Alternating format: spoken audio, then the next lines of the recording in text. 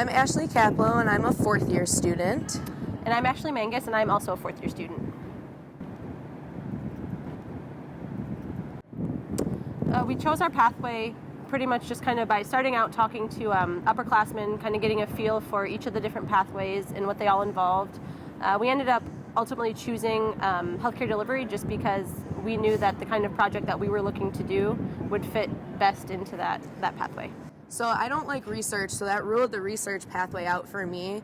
And I was really interested in seeing the different mini rotations that they offer through the healthcare delivery pathway to go to each of the specialty clinics and some of the off-site practices. We started out just kind of asking around. We first had to decide, what general direction we wanted to go in with our project.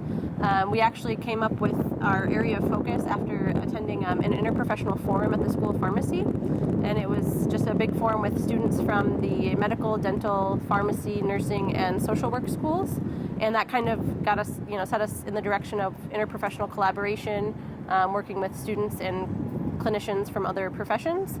And once we kind of decided that that was the area we wanted to go into, we got put in touch with Dr. Hamrink, who helps run different outreach clinics.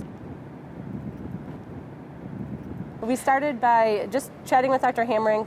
We told him that we knew we wanted to be working somewhere that was an interprofessional setting, working with different students and clinicians from different areas in the medical profession.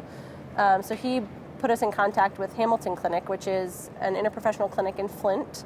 And they treat dental patients in an interprofessional setting with, nurses, medical doctors, various clinicians within the medical profession. And we came up with a specific research question simply just by talking to people at the clinic, going back and forth with them and Dr. Hamrink, and kind of seeing what their needs were as a new interprofessional clinic. They needed some baseline research done, so that's where we came in. Our original thought was to measure the outcomes of the patients at the interprofessional clinic to see how having an IPE setting influenced the care that the patients got. But since the clinic is just starting doing the IPE model, it was better for us to do a baseline assessment of who's walking into the clinic rather than how they're walking out. So a lot of times we would meet after school at one of our houses to come up with ideas or work on our proposal or our paper or analyze data.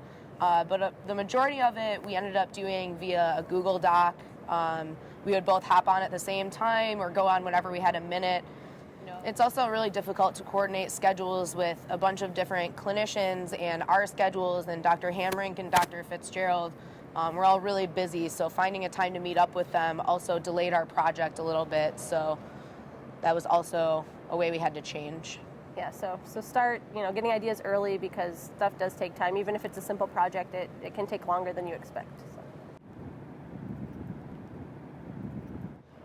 I think some of the ups for the project definitely were just getting that experience and kind of talking with people who work in an interprofessional setting, getting more experience in that arena. Was really good, and also helping out the clinic, get their start was really cool too. But like Ashley touched on too, kind of coordinating with times and schedules, that was kind of, that was difficult at certain times.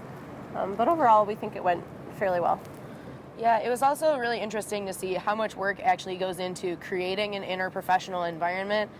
You just kind of think of it in the back of your head as, it shouldn't be that difficult to collaborate with other healthcare providers, but it's a lot more difficult than we expected because you don't really know the way people speak between the different professions, and it makes it difficult, and you don't know what other people are looking at as far as what they're trying to evaluate when they're with patients.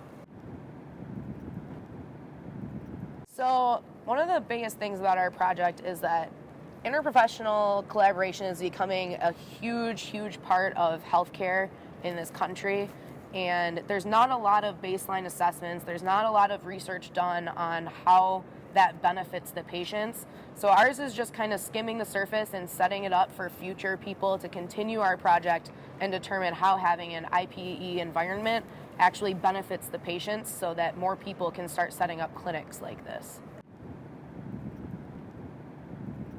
if this is for the first and second years watching this video, I guess she brought up a good point, is that our project is kind of just like a baseline, and it's open for more people to come in and start building off of that. So that's a good spot to start for for projects, is to just talk to the upperclassmen and see, what are they working on that's going to need to be taken over when they leave and when they graduate, because a lot of people don't think about that, but there are a lot of projects out there that people are just kind of leaving open for new people to come on in and continue. So that's a good spot to look to. A lot of upperclassmen told me when I was a D1 and D2, don't worry about your project, you'll get it done.